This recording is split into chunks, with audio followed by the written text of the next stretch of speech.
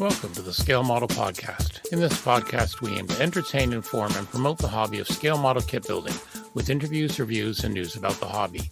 The podcast is available bi-weekly where your favorite podcasts are found, including iTunes, Google Podcasts, Spotify, and Stitcher.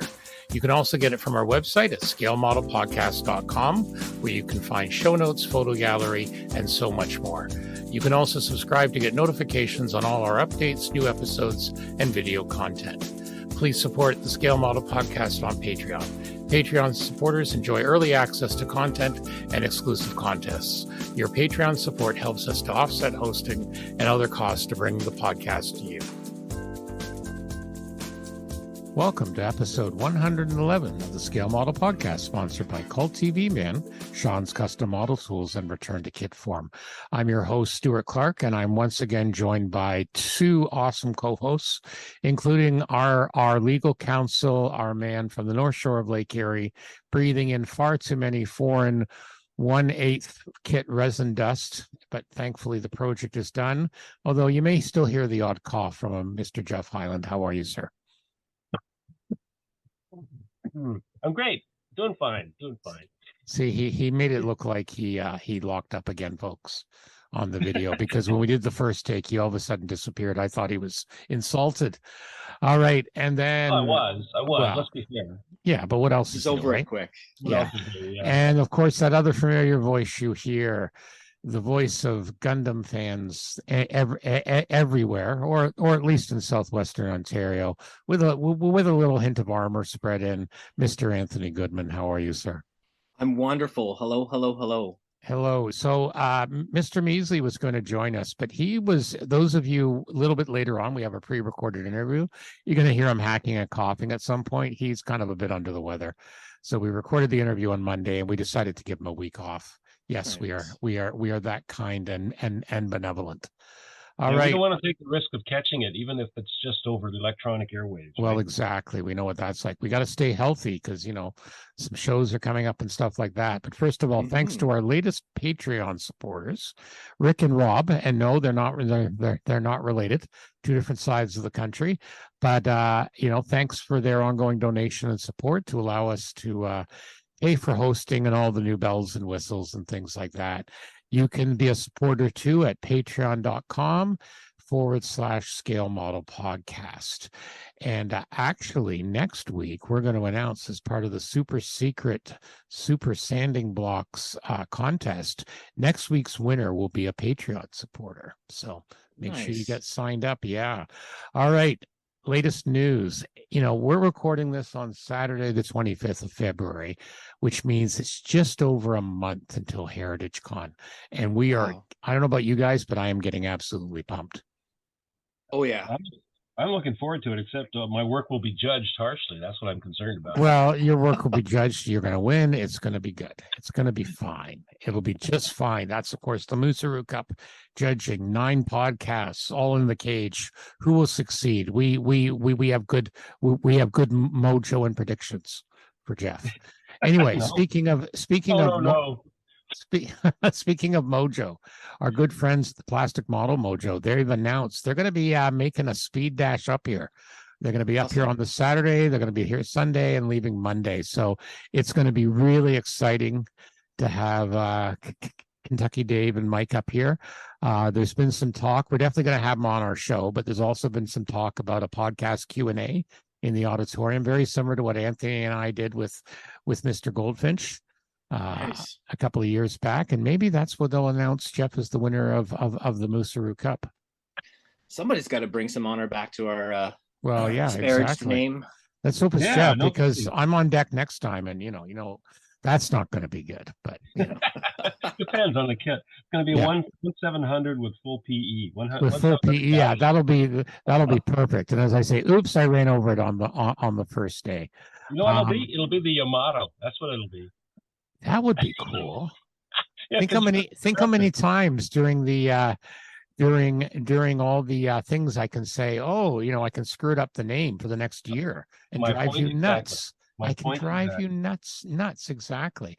So there's also going to be some other people there. The folks from Fine Scale Modeler, Aaron will be there.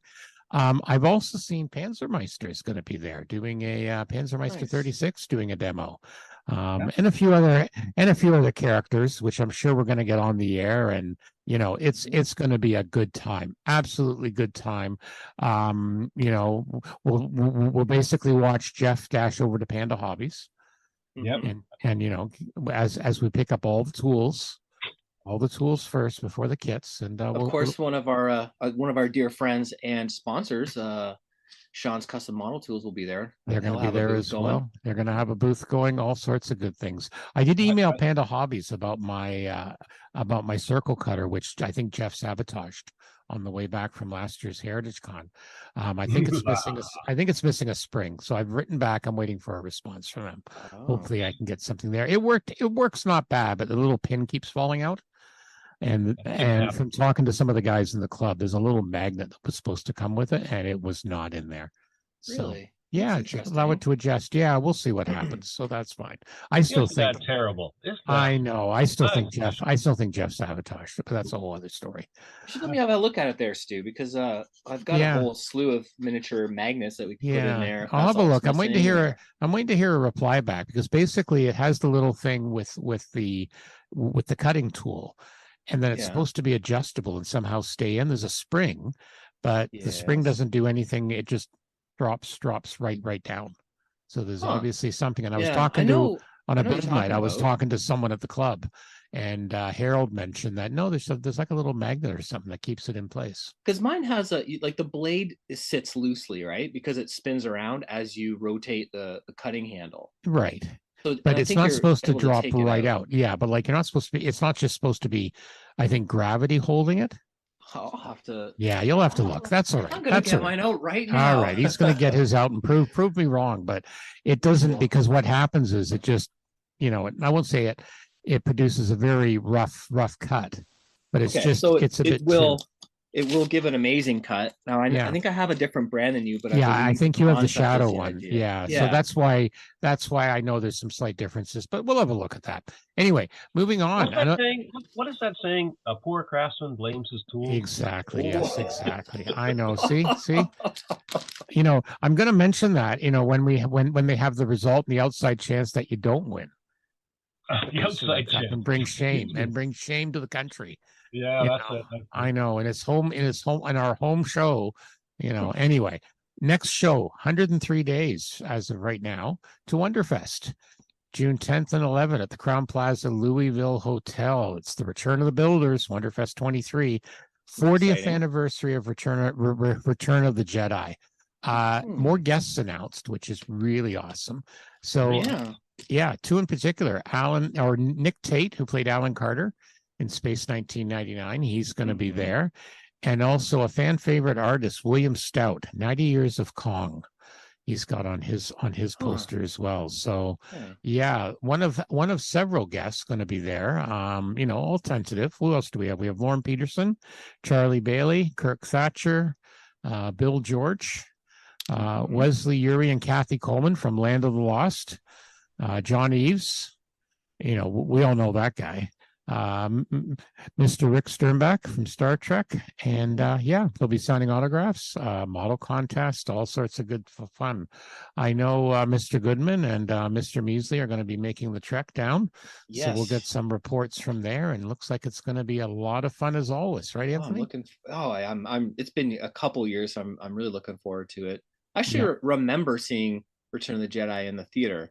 So I'm hoping there's lots of cool Star Wars content. There's going to be a lot. I'm sure there'll be an absolute ton as always.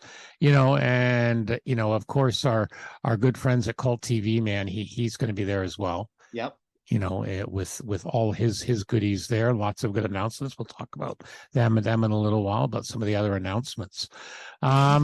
We mentioned the Nuremberg Toy Fair last week. I got an email from our friends at Special Hobbies. They got the best of show for their 148th Cobra. Good for them. Yeah, so that was a kind of neat thing to see, which is like kind of an industry award. So that was nice to see. Model of the Year prize. I apologize for their 140, which is a very attractive attractive Cobra. Okay, moving on. Latest hobby announcements. Katero, didn't someone pre-order a Spitfire? Was that you or Terry? Terry. Terry's pre-ordered it already. So he's going to get another bonus pre-order for the Spitfire 32nd scale Spitfire Mark 1A. He's going to be getting some exhausts, some resin exhausts, or some 3D printed exhausts. Nice. Yeah, they're going to be That's nice. fun. Normally worth $12.99. Mid and late exhausts for those 3D printed. The link I have shows some pictures of the packaging, some of the clear sprues, some of the molding. This is going to be an absolutely gorgeous kit. Yeah, it will be. I may have to get one. Come to the dark side. Well, and it's kind of neat to see some big scale Spitfires. We have this one, of course, Matchbox released their Spitfire Mark 9. Our local store, Brofdale, just got them in stock. I didn't get a chance to pop by today and have a look, but they are available now on this side of the pond. All right. Wonder Festival Japan. Ooh. So this is the festival mid-January. Is this kind of similar to Wonderfest, basically, Anthony, in the US? It's the Japanese version. So I went to, there's a summer and a winter, and it's kind of like a trade show, but also the public goes, and it really blew my mind. It was one of the most amazing things I did when I was there. I went to I think it was the winter one. Yeah, I think this is what this one is. Yeah, it's huge. It's at Tokyo Big Sight, which is those kind of huge upside down inverted pyramid buildings. Oh yeah. It's like it was so big. It was insanely big. And so all of the the manufacturers have their like display booths, and then there's like a huge contest. There's tons and tons of vendors. Like just it went on and on. It was really huge. I think I remember looking into this. I was wondering, well, Wonderfest, happening in the States there, was it a coincidence? Did they just sort of, it kind of makes sense, right? As a con name. Yeah. Or was it a nod to that original Wonderfest thing? And I think it might have been, if I remember correctly, it was something that just kind of happened sort of in tandem.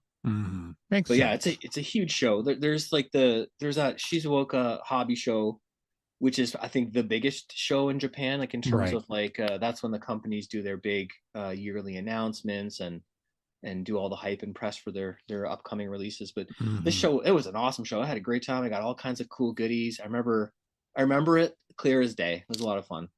Well, Cult TV Man had some pictures of some of the stuff they're going to be getting in on pre-order. A lot of nice looking figures. Frankenstein. Let's see, Metropolis, the Metropolis robot girl in her little orbs, circles, shall we say? Yeah. Jurassic Park, Jurassic World dinosaurs, Gamera. We got an already. I know one of these is going to sell for sure to at least one of our club members. The Revenge of the Creature. Oh, the Creature from the Black Lagoon. Creature from the Black Lagoon. He's waiting for that one. Yeah, another Godzilla. Like the Kraken. So again, keep an eye at Cult TV Man. Once they get more information, they're going to take pre-orders. I'm sure we might see, maybe we'll see a couple of these at Wonderfest. A little bit more news on that as we go. Oh, I'm sure. Yeah. There's lots of fans of these type of genres that kind of congregate there, I've noticed. Yeah. In the past. Also, Steve sent me this. Round 2, they've upgraded the Millennium Falcon. This was originally announced in June 2021 at Wonderfest. The kit's now expected in late spring. This is the 1/72nd scale with a few upgrades. That's going to be a huge kit. Yep, that's some nice looking detail on that. Now, would this be? Sorry, go ahead there, Jeff. I was just gonna say. I mean, 1/72nd. That's the same scale as the Fine Molds one and the Bandai grade and 18 inches. And the Fine Molds one was reissued by Revell not too long ago. Yeah, this is the one that's going to be. This was from the original Star Wars: A New Hope. Basically, this is the kit they've done with some upgraded parts. So would this be like the Revell or the MPC kit? I'm not sure, but they've got it's all new parts, bunch of all new parts. Reissue, will feature updated parts, including accurate sidewall, sensor additions, engine grills. So it's an original mold with a bunch of new stuff. So $69.99 on a pre-order registration. And that's just looking at the pictures. There's no way it's the Fine Molds one for sure. Well, that price point, $70 for a new 72nd scale kit, like it's it's probably going to be an easier build, but less detailed. Yeah, they definitely they show some of the parts. Yeah, yeah. The details certainly looking better on that. So I think I paid $70 for on the secondhand market for a Bondi 141 to 144 scale Falcon, and that's a newer kit. Yeah, that's a good price too. I thought it was a great deal. And looking forward to building that. And even in that scale, it's half scale of this, and it was still a really decent size. So it kind of the 172nd that's behind me. It's huge. It's big. I mean, yeah, it's a big awesome. It's a big size. Yeah, so that'll be exciting for people. And it's a weathering project just on steroids. It's fantastic. Exactly. Yeah, just made for weathering. All right, on to the armor modelers, particular Canadian armor modelers. We're very pleased about this announcement from Geico. They're releasing a Ram Kangaroo and a Badger in 35th scale. So these are based on Sherman chassis. The Ram Kangaroo is basically an armor personnel carrier built into a Sherman chassis. So you basically take a Sherman, take the turret off, add a couple of seats, and there you go. Mounted machine gun, and you have a way to transport the troops. The Kangaroo has a flamethrower.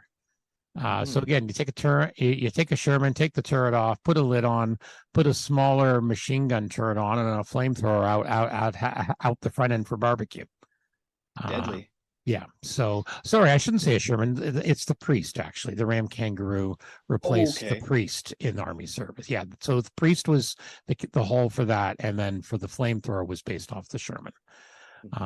So yeah, these were I know from what I've heard from a few on the forums already, the Canadian armor modelers will be very happy. Some nice photo etch looks, full interior, including the engine. So yeah. Looks very kind of a cool look. I mean, it's nice to see something different. Exactly. Yeah. Oh yeah. I'm not sure the last time these were built by any manufacturer, but I do know there is some excitement about these. So probably only in the form of a kit conversion or a resin or something. Yeah, probably. I know. Like I said, I'm not an armor guy, but our listeners can tell us. So that's really nice. Looks really nice. The interior looks fantastic. Yeah, that looks very nice. ICM, brand new catalog out, fighting the war and helping Ukraine, and that couple of interesting new things there. I know one thing that was exciting a lot of people is the B-26 Invader in 1/48 scale. Their catalog, they say they have 68 all new items, including a lot of Ukrainian armored vehicles. Yeah, that's going to be impressive. I'm just looking at the Ukrainian vehicles. The Kozak 2 Ukrainian MRAP class armored vehicle. Man, that would be an interesting diorama opportunity. Yeah, a lot of figures. A lot of good stuff here. A lot of good stuff. And what's nice is they identify what's a new mold and what's not. Yeah. So again, the B-26B Marauder, 1/48th, all new molds. You know why that came out is because Ian from On the Bench started building a very old monogram one last year that needed a lot of work. So he's probably almost done, which means, of course, someone will release a state-of-the-art one. That's what Ian's for, though. I mean, yeah, I know. He helps us. He helps the hobby by building old kits. Yeah. He made. There's also a you know what, he'll like this, a KI-21 1B Sally in 1/48th, all new molds. They have a 1A and a 1B. The 1B is the new mold one. Let's see what else here. A lot of figures. Big Ju-88 missile with an ME-109. That'd be large. Oh, and of course the Sikorsky CH-54. That big monster we've already been talking about, 1/35th scale. Wow. Yeah. I built the Revell 80s boxing of the Sikorsky Sky Crane. I'm loving that kit. It was really neat. Oh, it's a monster. Yeah, this one's going to be huge. They're also releasing an AH-1G Cobra, the late production attack helicopter in 1/35th. I built the Matchbox molding that in 72nd scale. It's a neat little thing. Even in 35th, it's not going to be that big. There's one here you haven't mentioned that I must admit it got my attention. It's the 132nd, 100% new mold, 132nd Henschel HS-123A. Oh, yeah. Yep. Biplane. Yep, the little biplane. It's kind of a cool looking little Yep. plane. It doesn't have a lot of rigging on it. It's heavily reinforced with the, with the struts. But that's kind of a cool plane with its spats and everything. Yep. I could do that. I'm getting more into 132nd as I get older. So there you go. We also have an I-16 Type 10 with Chinese pilots. The monoplane just below that. That's a good size too. Very similar size.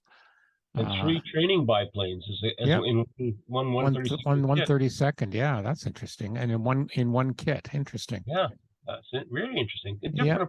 Different approaches. Well, ICM's always come out with slightly different things, so I do like that. It's cool. You got the German World War II staff car in 135th, a soft top. Pretty cool. The cabriolet. Yep. So all sorts of things.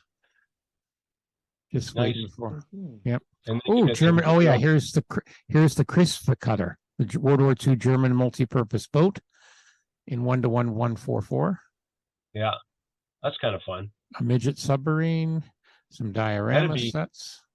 The 144 boat, that'll be good for model railroaders too. Yeah, exactly. And of course, some of their paint sets. So yeah, lots of exciting things coming out from ICM. Good for them. All right. I saw this one on ScaleMates, and I had to make note of this because of 3D printing and that. A 3D printed Norden bomb sight in all the big scales, 72nd, 48th, and 32nd scale. Because a lot of those, when a lot of World War II bombers, they got that giant glass nose, and the bomb sight was pretty clear to see. So it's nice to see someone doing one, and this one looks absolutely gorgeous. That looks amazing. And you get 3. Yeah, you get 3. So the 72nd, Sec 2 and 148th and 132nd. Yeah, but this looks very nice. Which makes sense. They're going like volume of resin or something. Yeah, exactly. And the price isn't bad either. €8 for 3 172 scale and 12 for the 32nd. Yeah, for 2 of them. Yeah, and Brett Green likes it a lot over at Hyperscale, so he gave a nice review. So yeah, that'll be nice for the World War II bomb makers. We've got a few guys in our club that build, World War II bombers. We'll have to mention that to them. Yeah, it looks really nice. It looks very crisp, which is what more can you ask for these days, right? Exactly. It looks a lot better than the 3D printed resin that I was working with recently. So. Well, I know, but we're gonna. Well, that wasn't resin. We are going to talk about that. I know. We're gonna talk about that. Okay. Special hobbies. Their new announcements: the Saab Viggen, the trainer, the 2-seat trainer in 148th. I love the Viggen. It's a nice size. The P-40 Warhawk or Kitty Hawk, the 4-gun model in 172nd scale. A DB-8A. That's in 72nd. The Airspeed Oxford, the gunner trainer in 148th. Unusual subject. Not many people make it, so I know they'll sell. There'll be people that are just clamoring for that. It fascinates me how this hobby, how many of these obscure subjects are coming out now. I mean, it's really kind of interesting. Well, but you know what? Our last story in this section, I talk a little bit about that because they kind of go behind the scenes of a more obscure subject and what the writer thinks is the logic is. So yeah, good. Nope, excellent point. Yeah. BF-109E1B, engine for the Tempest Mark II, the Centraris engine for the Special Hobby and Edward kits. A very unique looking, and look at that. That is just gorgeous. Yeah, it's beautiful. Flaps and everything, the old Centraris engine. Yep. Then we've got an A-17 DB-8 mask, the machine gun for various things, 3D printed. This is one I like, a PT weapon boat set, the Mark 50 rocket launcher in 172nd, and also the Mark IV Oerlikon cannon. They've released a bunch of stuff for the 72nd scale PT boats because there's about 3 or 4 kits now in that scale. Just absolutely gorgeous. 3D printed 2,000-pound bomb with a conical fin assembly. So yeah, all sorts of goodies. So speaking of the PT boats, I do mention the CMK sets.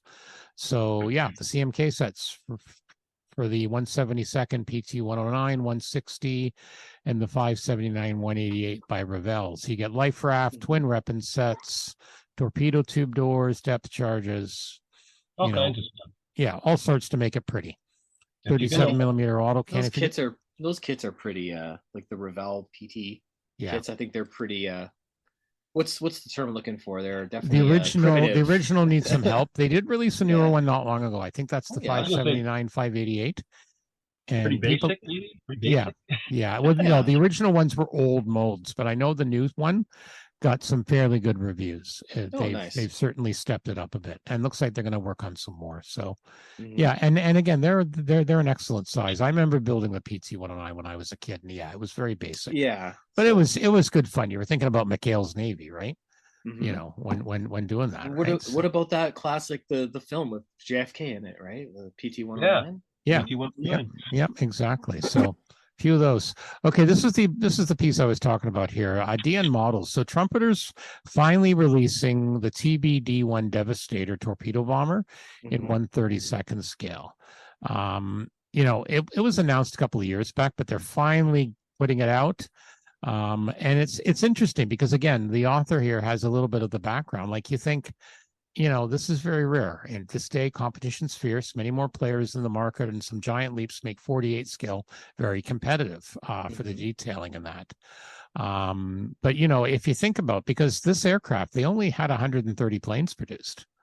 You know, they didn't make that many. It was, you know, if it wasn't for the Battle of Midway and how many shot down in that, but it brought the Japanese fighters down to the surface so the dive bombers could do their devastating attack, sinking 3 carriers. You know, but I don't think it's linked to the number of planes built. I mean, if that was the case, the SR-71 would be true, but it's a rarer thing, right? You know, so, and this is what they're trying to say, but they're saying, you know, modelers love this stuff. You know, and there's some older kits. Plane. Yep, it's got the huge, you know, greenhouse canopy stuff that allows you to show off all your work in the interior. Exactly. And it's got the yellow wings with the red, everything is colorful. Bird. Wings, you're going to see a few of these on the tables, I'm sure. But it was an interesting write-up that DN models did about this, so it's worth a read. It's interesting. They sort of mentioned the term a boutique aircraft. I mean, right away, I thought of, if these things if they're kits that are being put together and produced from 3D printing, then like that's the time and place. They could be on demand, right? Or if somebody comes up, some obscure plane or a prototype or something like that, and they can say, hey, you know what, I'm going to make money off each one I make because they're going to be paid for in advance, or I only have to print the ones that have been ordered. But this is a full-on plastic shot kit. Has there not been a Devastator before? Great Wall did one in 1/48. I don't think there's been anyone in this scale. This is why it's the people that love it are looking forward to it. The old Aurora, or was it Aurora? No, Monogram did an old one, ancient one, but I'm not sure if it was 1/48 or 1/72. It would have been one of the classic scales. Yeah, it would have been one of the older ones. I'm just going to see here what I can find for it. I'm kind of thinking. There was some very old ones. Like back in the 40s. Like back in the 40s. Let me just see what I can find here. Well, there was the Monogram one isn't that far back. It was okay. There's only one in 1/32 scale, and that's this one. Yeah, everything else here. If I look up Devastator and kits, you've got Ace Whitman made out of wood, 1941. Wow. 1942, 1/27 scale. Bandai Monogram, 1976. They did the 48th one. Okay. And then Great Wall, they did one. Looks like around 2012 in 48. They did a float plane. They've done a few. It was all new. It was a brand new tool in 2012. Hasegawa re-released the Revell one. Yeah, basically. So be a product of its time for sure. Yeah, basically, The original Devastator was like an old kit, the old Monogram one. But this is the first time we've seen one in 1/32. Wow. So so a lot of people excited about that. So that'll be good. Great time to be a modeler, right? It is. We are in the golden age. We are in the golden age. Yeah. Okay, moving on to our good friends at ScaleMates. Full kits, new releases. I know Jeff's going to love this one. The North American for February 25th. The North American LRV from AMP, and the Micromur, the XB51. The XB51 always attracted me because it's such an like it's a weird thing to have the engine pods on the bottom of the plane sucking up all the dirt from the runway and everything. Exactly. Yeah, that'll be interesting. Of course, we can't forget the OH-6 helicopter, AMP in 148th and 132nd. Moving down to the 24th, a lot of announcements, new tools from Trumpeter, an absolute ton. We'll probably have to cover some of them off next show. A lot of surface-to-air missiles, Iron Dome air defense system. Well, look at them all. Wow. Look at them all. Oh, and a UH-1B Huey from Trumpeter in 135th. And the M55 self-propelled howitzer from I Love Kit in 135th. Yeah, a lot of good armor there. Yep. Moving on to the 23rd, the Academy, the H-64E in 135th. Look, another Tiger One. Yeah, look, another Panther. Oh, I know, but see, this is the new Panther. Look, so another Doodlebug Texaco gas truck. Yeah, but see, the Panther's the KF. Yep, the Panther's the KF-51. It's the new one. It's not the old Panther. Now, this one I love. How about the Schneider SG-38, the glider? But it's a stripped down version. Look at the tiny scale. They got a Euro coin to the side. Wow. The damn thing. Nuts. Okay. And then we've got some sort of mech. It's an Evangelion. Yeah. Multi-purpose humanoid decisive weapon, artificial human. So that's a real. This is quite interesting because traditionally that's a really landmark series. Yeah. It was a huge deal. It came out in the mid-90s. Right. And even today, it's a hugely popular series and has a whole slew of movies. And the models were made by Bandai. So this is interesting. It's like Ming's got the license now. Yeah. And then this was a sort of a landmark series in North America and the US as well. It was broadcast here, and a lot of people were introduced to sort of anime and mecha genre science fiction shows through this. So this is quite interesting. That's a different company's picked up the license to do it. Excellent. Yeah, it's a big deal. This will be good. Okay. February 22nd, the Venom Night Fighter from Pilot Replicas. I know some people really like the Venom. A few more 3D printed from a company. These are all 3D printed. Looks like, I don't know if they're the actual kit or you just get the patterns, but various buggies and.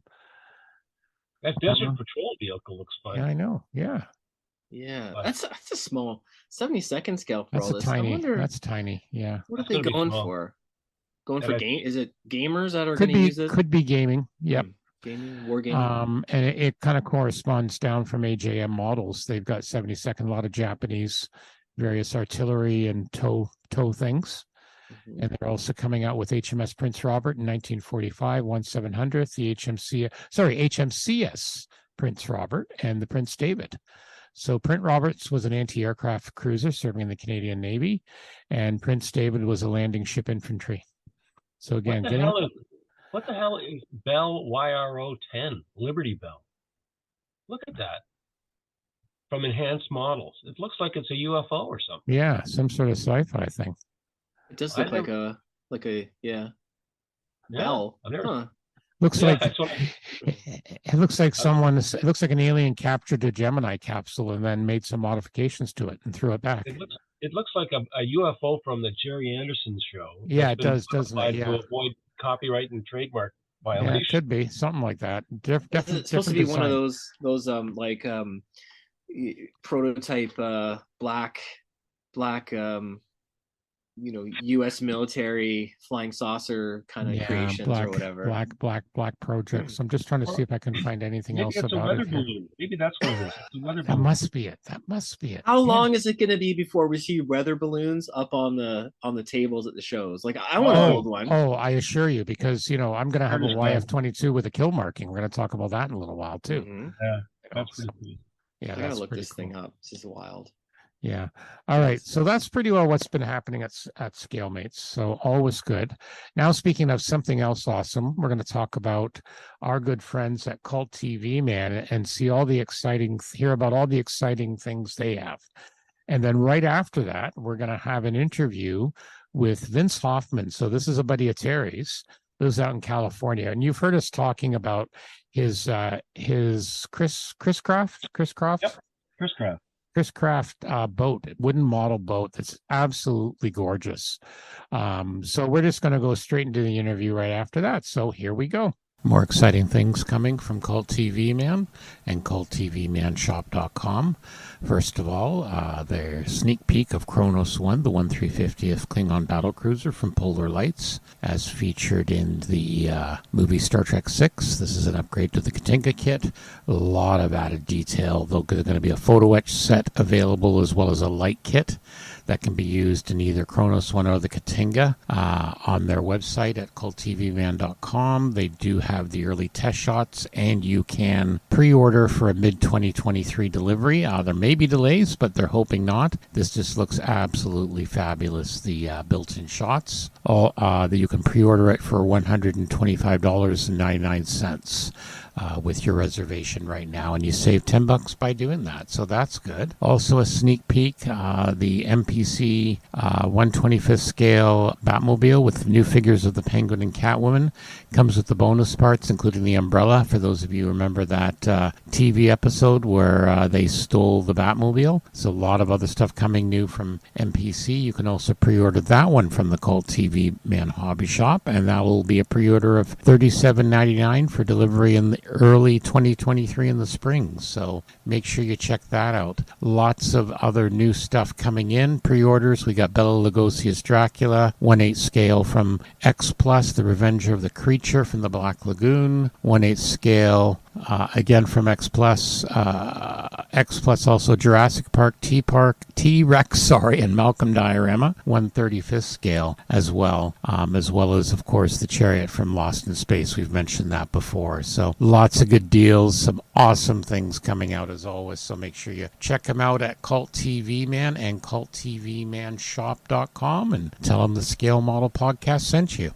All right, here we are in the interview section of the Scale Model Podcast. And once again, Terry, who is our official finder of the stars, we're just going to call him that, he's managed to get us an interview with someone very special, with a very special kit, which we've talked about. So take it away, Terry.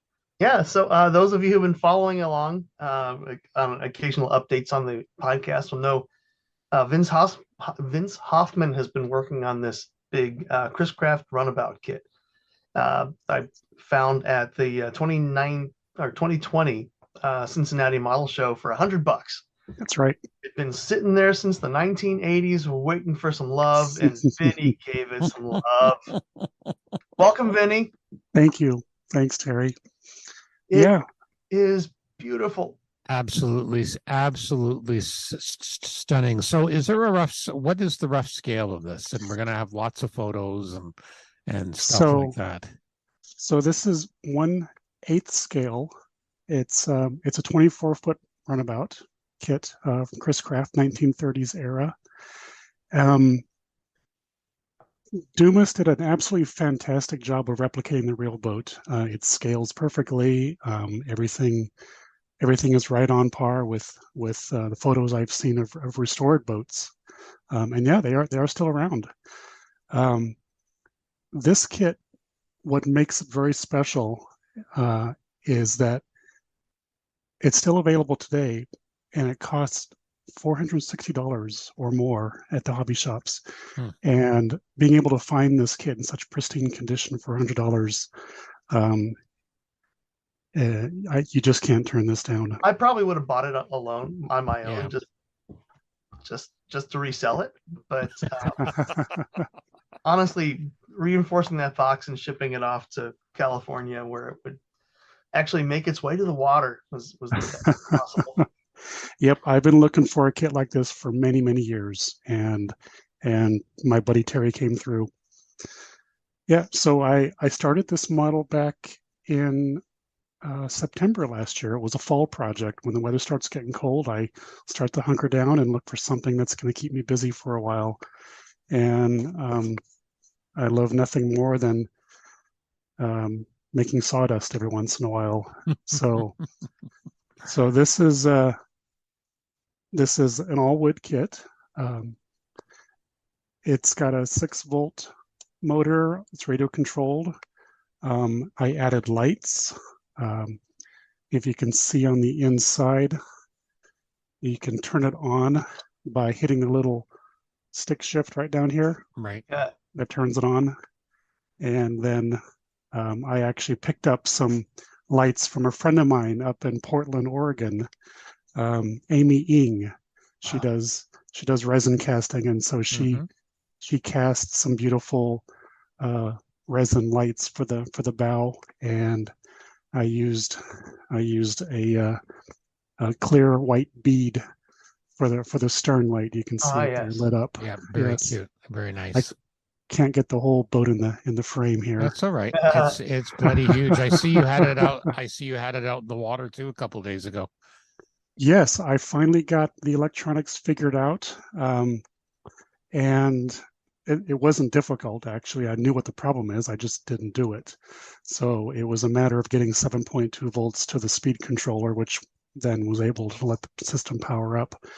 And so I ran it down in Newark with a local group of RC boat friends, and we just had a fantastic time. Looks absolutely gorgeous. I see your feline assistants also getting attention in the camera behind. We have to ask, because I'm a cat owner, what's the feline assistant's name?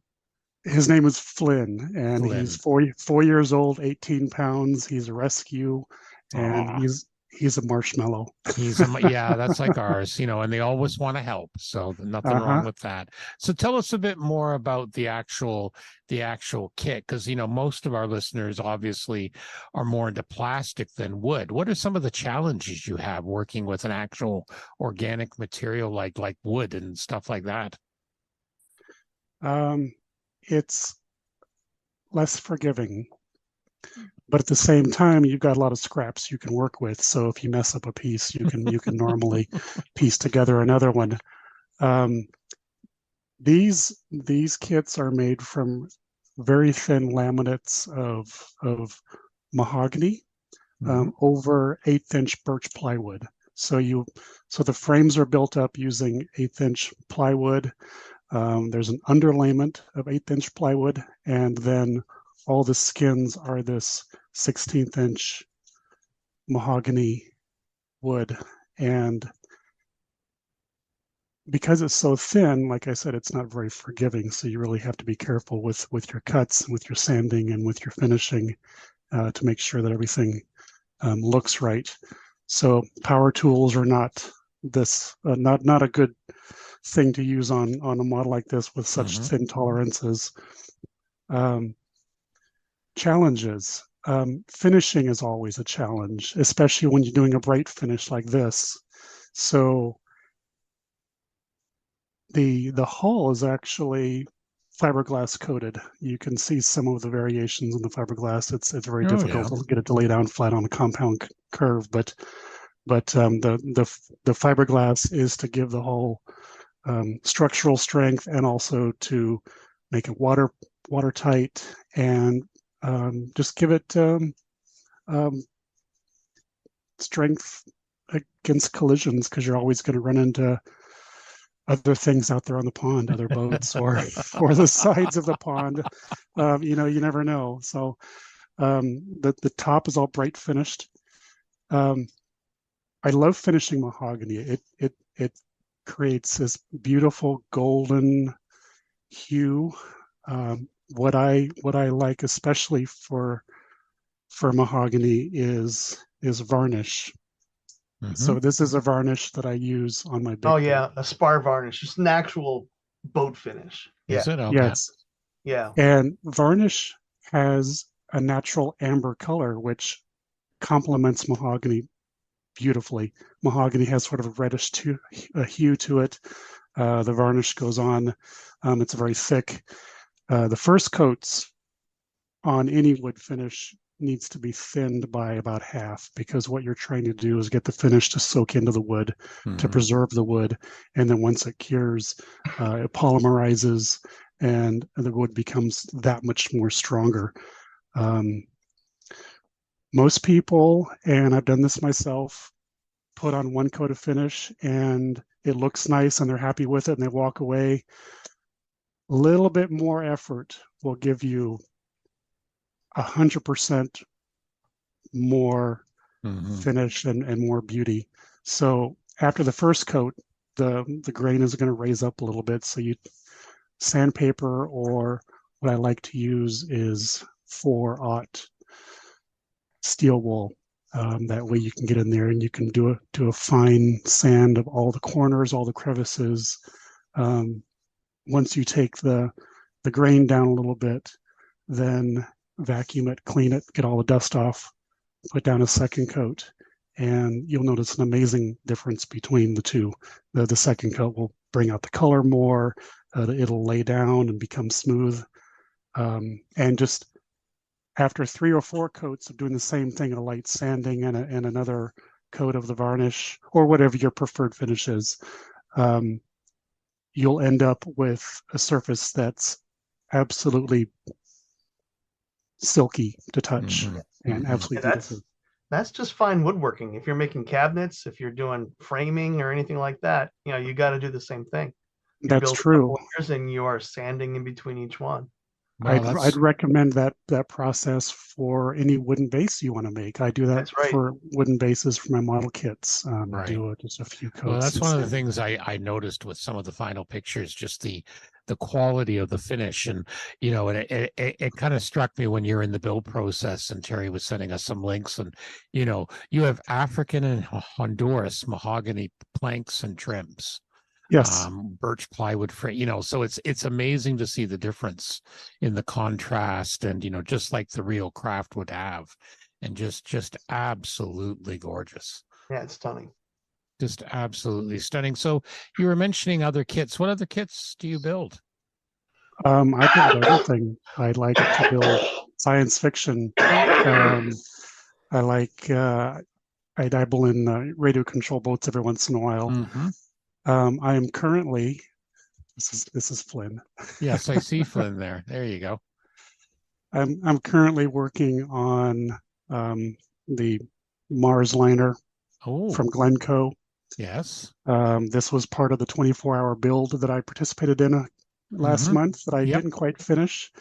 So I'm building a second one, because I learned from this one. I want to build a good one. Nice. Very good. Yes. Very good. So that's on my bench. And I also have a B-wing that is very nice in primer right now. So it's a bunch of parts right now. So that's next up on the paint list. Very good. Like any good modeler, I have more than one thing going at the same time. Yeah, we all seem to have that habit, don't we? Definitely. So, yeah, no, just absolutely gorgeous, and we look forward to seeing some more pictures and stuff like that when it's done in that. Because it's the original wooden ships in that. That's where a lot of the hobby started before plastic. So it's really good to see that it's still alive and well. Mm-hmm. And that Chris Craft, it just glides in the water. I'm watching the videos on that, and it's moving pretty good. It's it's not like a speedboat, but it's moving really nicely, and just the wake is so smooth off of it. Exactly. From the pictures I've seen, it appears to be moving at scale speed, so I'm happy with it. Yeah. Good. That's as long as you're happy, that's definitely what counts. So we just mentioned what's on your bench, which is a standard question we ask. But one other one we always ask of our guests is, where do you see the hobby? And you can decide whether it's wooden boats or plastic or whatever. Where do you see the hobby in 5 to 10 years? I'm a little pessimistic on that, to be honest with you, because the more I go to hobby contests, model contests, plastic IPMS, the fewer young people I see, the fewer people in general.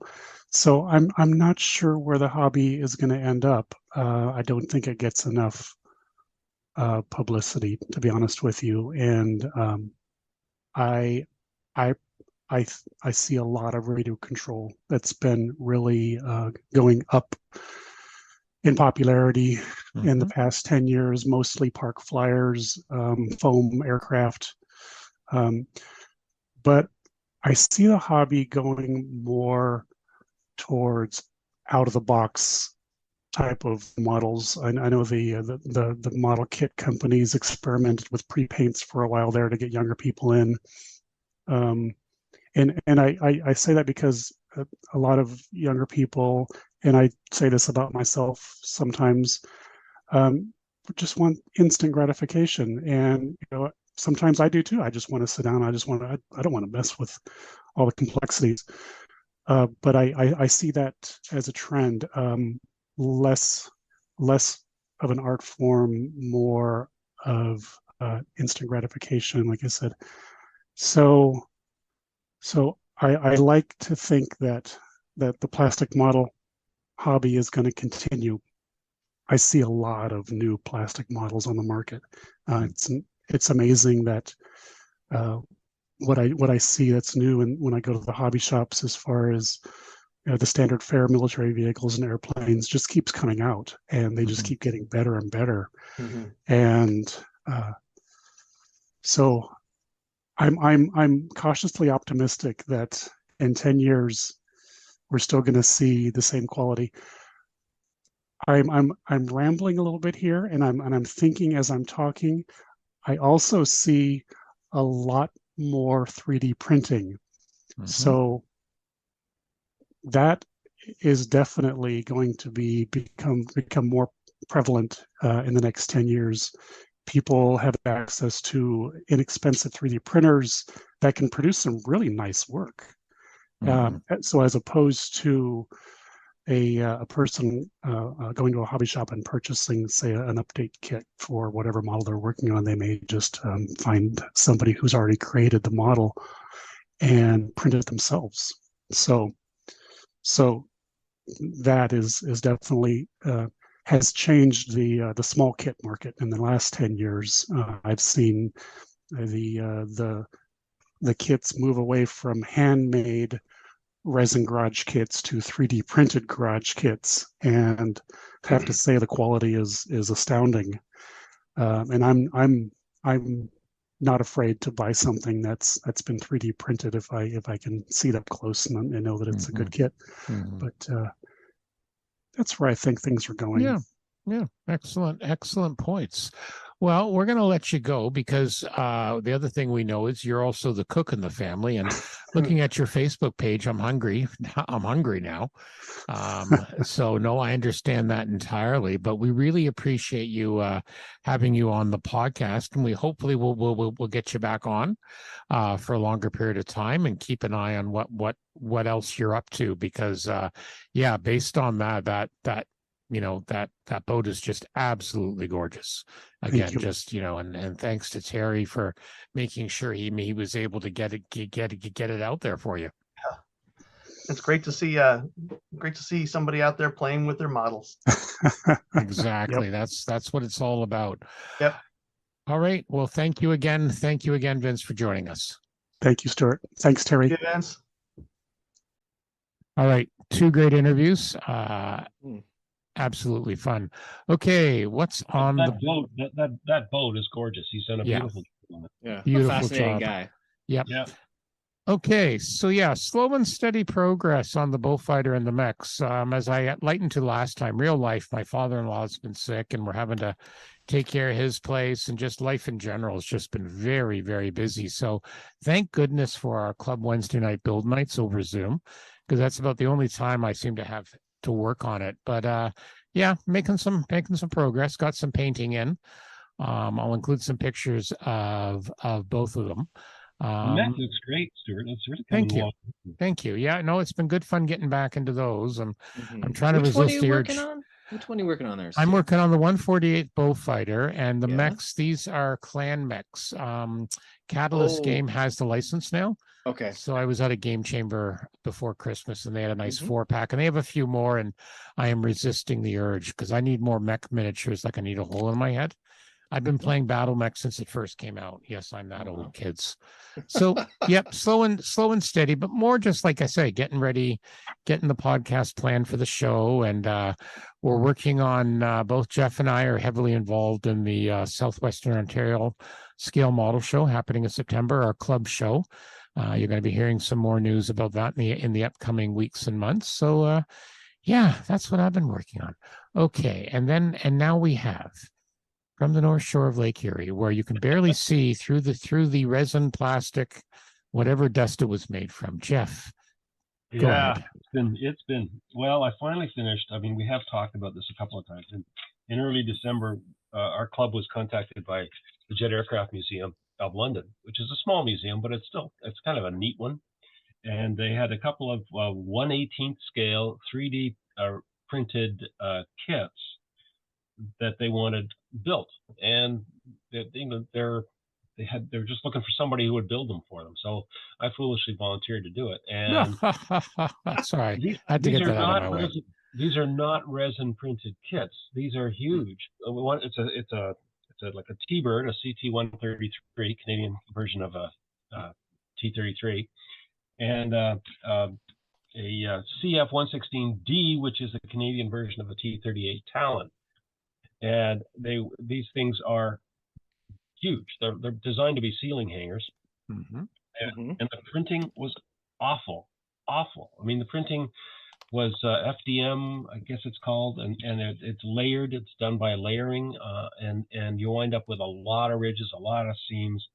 The detail disappears very quickly. And I got them the first to second week of December, and I've spent the last 2.5 months almost nonstop trying to turn them into something presentable. And I'm finally finished, and we'll have some pictures in the show notes. And while we were doing it, we were talking last time about it, and Steve Solvay, who's the editor for IPMS Canada's publications, was listening to our podcast, and he heard me say that I might be interested in writing a piece for IPMS if they were interested. That was your mistake right there. You know he's going to jump all over you when you say that. That's mistake. The fun part. I know. You know, it was great because he literally the next day he sent me an email with a whole outline of his ideas for this piece, and it was great. He was great. So I was kind of pumped to do it, and so I started writing it. And I wrote it with most of it within about a day. And then he's been edited, and it's pretty much done. I just need to get out to the museum and take a picture of the museum for it. Yeah, and put it on the front of it, because it's the idea of the piece is to promote amongst our fellow modelers the idea of building not just for your own collection, but building for a broader audience, building for a museum or a veterans group or any kind of libraries, charities, you name it. And it was a fantastic article. I managed to see a preview. Yeah, I sent it to you for your thoughts, and I'm glad. Thank you for that. I really enjoyed it, and I kind of, as I said, I like writing almost as much as I like modeling, and so it was great. It was great to get that done. But getting those two done is one thing, and then the next one on my list is the Mooseroos Dam Cup thing. Sorry, what was that? You said Mooseroos Cup, right? Not Mooseroos Dam Cup. That would angle the judges from the first one. Yeah, exactly. It's traumatic. It's trauma-inducing because you don't want to screw it up and make it look, you want to make it, at least make the team proud, or at least not be embarrassed. And I've been seeing on Facebook some of the other stuff that the other guys are doing, and some of it's amazing. Some of it's they're just really high quality. Not as good as yours. No, I'm just saying that. Well, we gotta keep saying that because then it will be in Ian's and the judging team's subconscious. Yeah, maybe that's what it is exactly. Yeah, so I you guys know. I mean, you can get to a point on a model and you're not sure if you're done. You could probably keep working it forever, but you just burned out of it. And I'm kind of there now. And I started taking pictures last couple of days, and today I did a few more. And while I was doing it, I managed to break the tail off. Perfect. What project is incomplete without somehow smashing it? Yeah, exactly. Before you show battle damage. Battle damage. I keep telling them. So I finished that, and then in the meantime, at the last club meeting, Stuart heard, and again, at the last podcast or one of our meetings, I mentioned I'd never made a mech, and so he gives me one from his collection. This is DJ, I think it's called. You called it, Anthony. I wasn't sure how to pronounce it. DJ. DJ, yeah, and it's an old Bandai 1/144th scale mech, and I'm just putting it together now as a guilt-free, palette cleanser It's great. I'm not sure if I got that from you, Anthony, or I got it at one of the swap meets. Sure. I don't remember, but I know you saw it, and you said that, and I figured, hey, Jeff will love it. We'll bring him over to the dark side.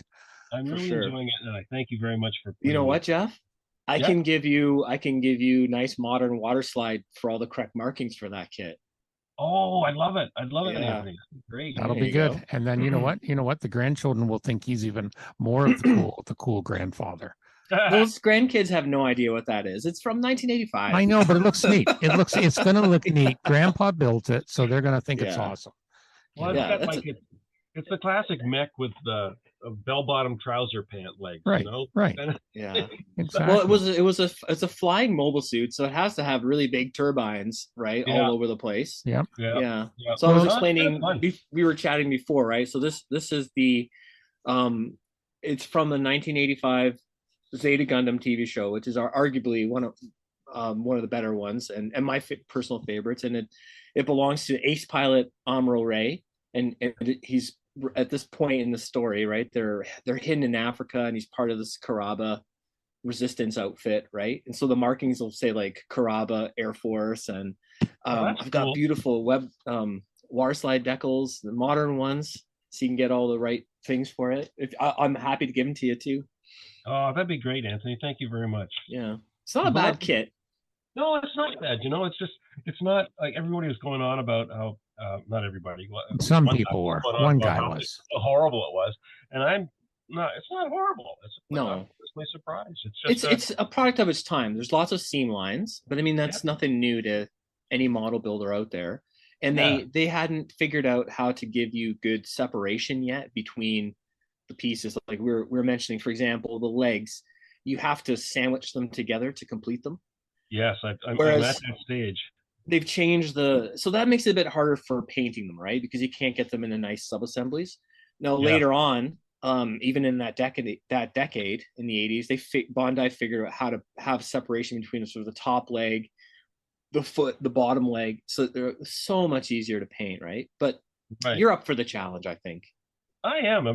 Given what I just finished, I mean, I'm up. This is nothing. This is and you know what? And then if you get once you whet your appetite, some of the new stuff is just absolutely amazing. And you got to remember that was like a mid-80s kit, and they were miles ahead of the molding technology over anything North America had at the time. And it's gotten only better. And like I built that one. I'm trying to remember what the name of the one I built was, and I converted it to like a German the Scheitar. African. I converted it to it was 1144, but I converted to a 72nd scale. And I made a funny little diorama with it. It was good fun. Yeah, similar. I think it was a similar age. And that was like an early 90s kit. And again, still went together beautifully. Yeah, they had figured out how to give you part separation in terms of the sub-assemblies there. But that kit has really, the DJ kit you're building, I think has really great proportions. Mm-hmm. And if you smash anything, I've got a kit you can be a parts donor for you. There you go. I'm doing the best I can not to smash anything. No, don't smash it. Maybe you can bring it with you to EdgeCon. Put it in the. I always do that. Put it in the judging table. I think you should. Oh, definitely. I smashed it, yeah, for sure. Oh, okay. Well, if you do it either way, I did want to point out we were mentioning the Jet Aircraft Museum. They actually yesterday and today, they had their official premiere of the Ukrainian MiG-29. They actually have a nose section of a MiG-29. So that's really cool. Yeah, they acquired it and they restored it to the color of the demonstration team that visited us here, including in London for the air show in '92, and it was great. Because it was just after they achieved independence. Yeah, so it was on today on Saturday, but the museum's going to be, the nose is there, the museum's open to the public. We're hoping we might see them at our model show.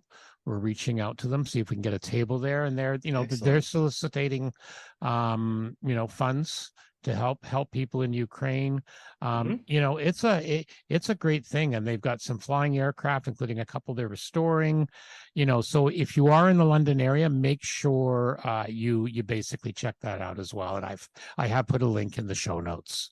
I didn't realize you were reaching out to them for the show, but I can totally do that. I'm a member now because. Well, that's what I'm. Yeah, I didn't tell you yet, but that's on your to do list.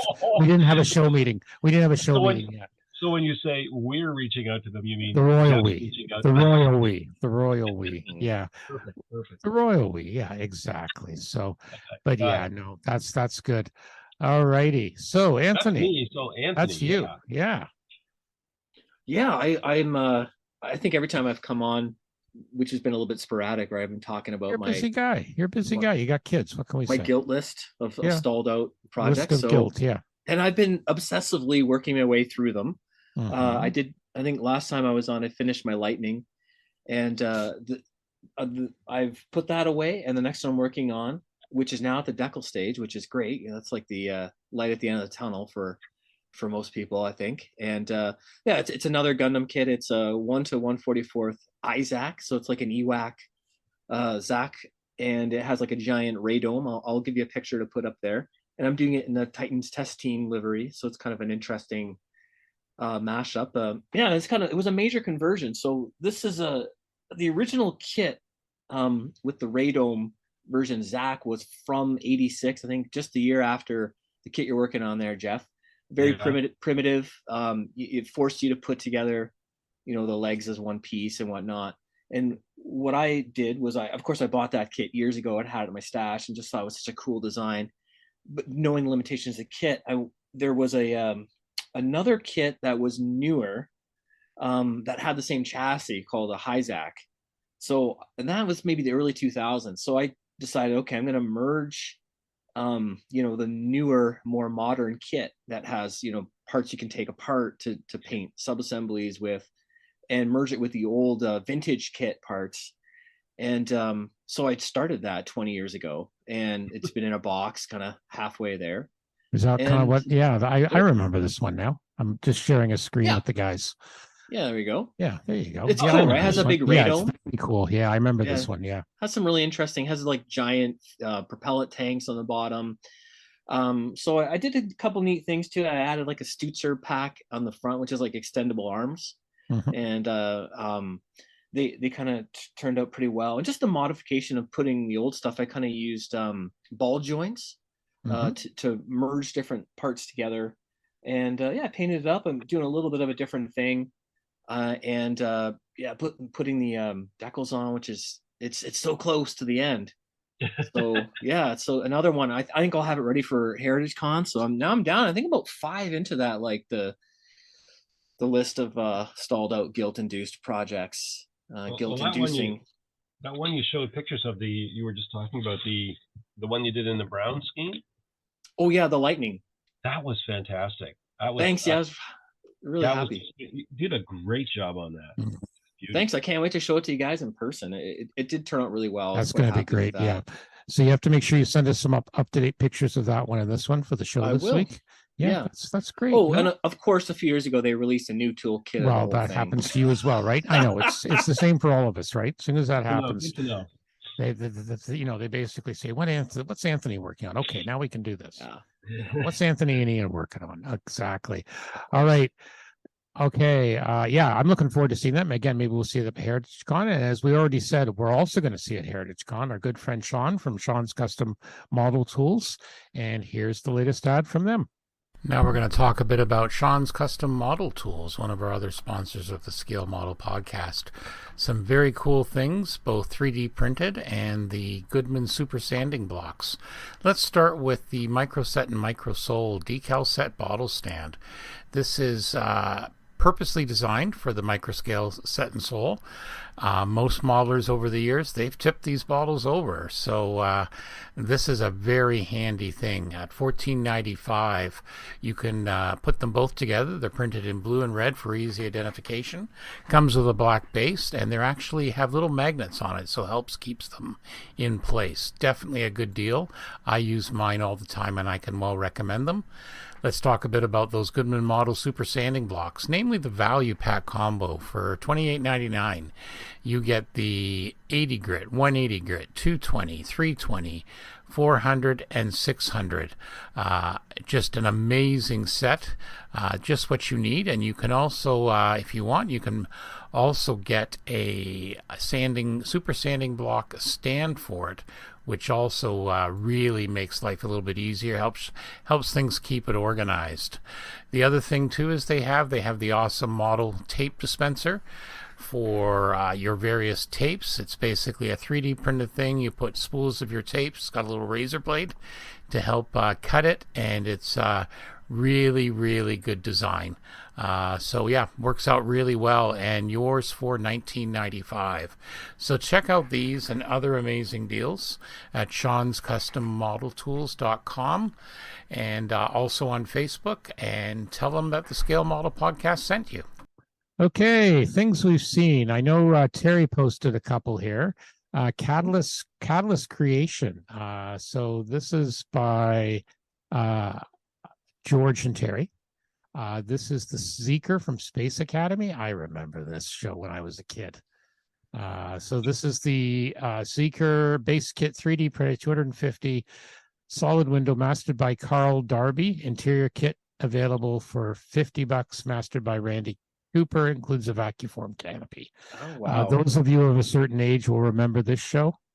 I remember being a kid, you'd convert little elastics and mark them up with your paint and pen, and you could make. I don't know what this is, but I know who Randy Cooper is, and this will be a great, fantastic kit. So Space Academy was a Saturday morning live action TV show. And again, late 70s, you would have had to been a certain age. I will share probably more like, well, Jeff would have been too old. You may have been too young. Yeah. I was more interested in girls and cars by then. Yeah, I would think you would have been. So Space Academy, it was kind of a knockoff from Star Wars. Okay. And they also, it was actually a spin-off from one called Jason of Star Command. And they did, and they did they did a bunch of episodes. I think they went for 2 or 3 seasons. It was a half an hour thing, got all solved, everything got solved in half an hour. But awesome. Yeah, it was the, and again, it was known for, some pretty good sci-fi at the time. So there's what the craft looked like, the Zeekers. They were like a little, Okay. Yes. Oh, if I could find a better picture of one. Kind of part of that wave of Star Wars inspired science fiction. Exactly. So Star Trek probably too, right? Played some. Yeah. There we go. A little more simplistic because it was for cheap TV with no budget. Yeah. What else is interesting is they also used the design of this on another same production company did a series called Arc 2, and it was basically a large RV, and they based it on the Zeeker design as well. Basically took the 1-to-1 model they used for getting out of it, and they added wheels to the damn thing. And seriously, I've seen pictures of that prop. Like I said, vehicle prop. Yeah, so if you're of a certain age, you would remember. Yeah, you would remember it. Let me see if I can find the image of Arc 2 for our viewers here. Of course, now there's a game called Arc 2. Oh, there it is. There it is.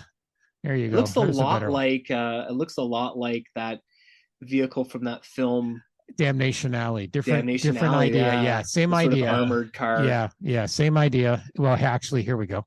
There's both of them together. Very close. Yeah. So you have to be of a certain age. You go down to Wonderfest, talk to folks about my age about that, and they'll tell you all about it. They'll basically talk your ear off.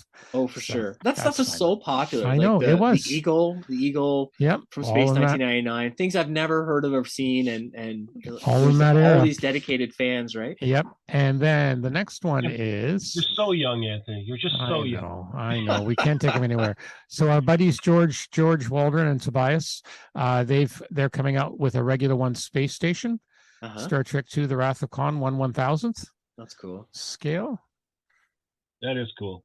What's interesting, you read the story about it. It's like the same space station from the first movie turned upside down. Yeah, basically. Oh, okay. Yep. Exactly from the motion picture. That way too. Yeah, the station where Kirk beams on board, and then he takes the travel pod to the Enterprise, and they eventually, for budgetary reason, they said, "Hey, we could flip this over." I love it.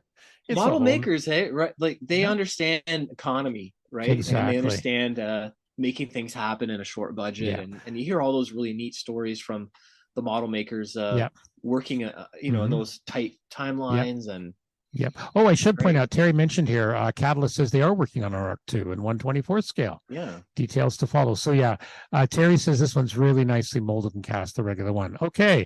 So also, coming back to people listening to us on the podcast, we have to remember this more, Jeff. I want $1 million. I want $1 million. I want $1 million. Okay. Anyway, they don't hear that part. They never do. Anyway, I got, as a nice surprise, I was actually having an absolutely crappy day on Wednesday. And came home because it was a bit of an ice storm and everything. And in the mailbox was a package from our good friends at Above and Below Graphics, who we talk about a lot, and rightly so.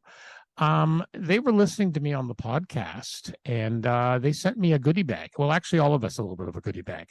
So I had mentioned, and I got a couple of pictures here, but the first one is someone requested, actually. So, as we know, there's been some incidents with Chinese weather balloons. And other such assorted things. So someone, apparently one of their other customers, they wanted kill markings because of course all the memes have been coming out. So our friends at Fantastic Plastic, they actually produced an F-22 Raptor and F-16 kill flags and nose arts in 2 scales. And so basically each of these, if you zoom them up a little bit, you'll see that's got 8 Chinese balloon kill markings, 6 flying saucers, the Goodyear blimp. And then for nose art, it shows an F-22 firing what looks like missiles, but they're actually push pins. And a bit of nose art with a dog. It looks like he's leaping for a frisbee, but it's actually a flying saucer. Yeah, this is amazing. Yeah. So we may have to, you know what? I'm wondering if on his Gundam Jeff's building, we should maybe put a kill marking or 2 on it. Not that one, because I mean that's just so beautifully tied to the whole Chinese thing. I know, but it's what this means now is I got to buy myself an F-22.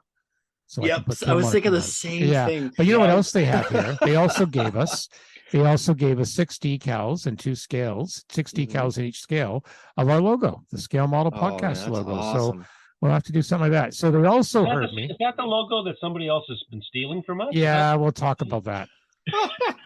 We'll talk about that in a minute. Yeah, well, a similar logo Anthony discovered.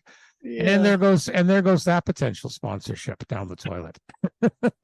Anyway, but they also heard me saying, because I haven't had a chance to work on it this year, but I've been doing last year. I started a series with the Brofdale stash of doing a lot of just simple knock them together, but what if builds of 1/72nd scale aircraft. But I've been doing what ifs.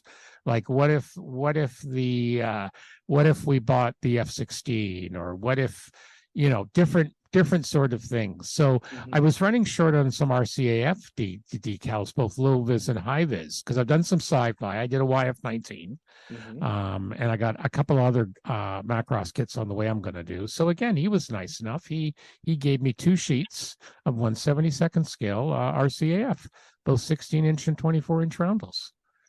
And then the key with this stuff is you don't actually ask anybody for anything. No, you just whine. You just whine a little bit, and then... I'm going to be asking for these. These are amazing. Yeah, if you need some, let me know. Yeah, if you need some. And then the other thing they shipped to us for review, because we talked about last time, for the 1/350th scale destroyers, and that they've got anti-skid markings for the 350th scale ships. And I mentioned I have a Fletcher I have to build, so they sent a sample of that. So we're going to be doing a full review on that. And the other one, under my Canadian what ifs, and they've had this one out for a while, is what if the Canadian Air Force bought Osprey V-22 Ospreys to use for SAR, search and rescue, in the bright yellow, and they did a decal sheet. So he sent me that as well. So again, thank you to Above and Below. You can find all that and more on their website. Now they are on taking a vacation till March the 5th. But after that, they will be available again for ordering. And just amazing decals. As Jeff mentioned, he's used them before in many projects. Many guys in our club have used them. They're just awesome, especially Canadian subs, but you can get whatever. They will do some custom work, depending what it is. But yeah, these were great. And like I said, great sense of humor. I love the Goodyear blimp one, because apparently last Saturday at the Daytona 500, the Goodyear blimp was up. And from what I understand, the Air Force did a flyby. So they have this LED sign, and they put on the LED sign, "Don't shoot." which is great. Yeah, which I think's obvious. That's terrific. Fantastic. So again, thank you to the team at Above and Below Graphics for your very kind generosity. I'm going to share some of these out. Definitely. And this just means they're just trying to also get me to build that 350 of Fletcher, because they know the photo etch that's in there. Jeff's looking forward to seeing me being tortured swearing at that. But he doesn't. Well, I know, but they're more and more. They got 3D printed stuff for some of it. I'll still have to do the rails. Sold that one to you. I know. That's one of the ones I stupidly bought it. So you bought it. I know it wasn't like you gave it to me. I stupidly bought it. Well, I sold. This is the one that I sold from that stash that I was working for one of the members, and the money all went to Models for Heroes and the cadets and the Air Cadet. So yeah, all worked out well.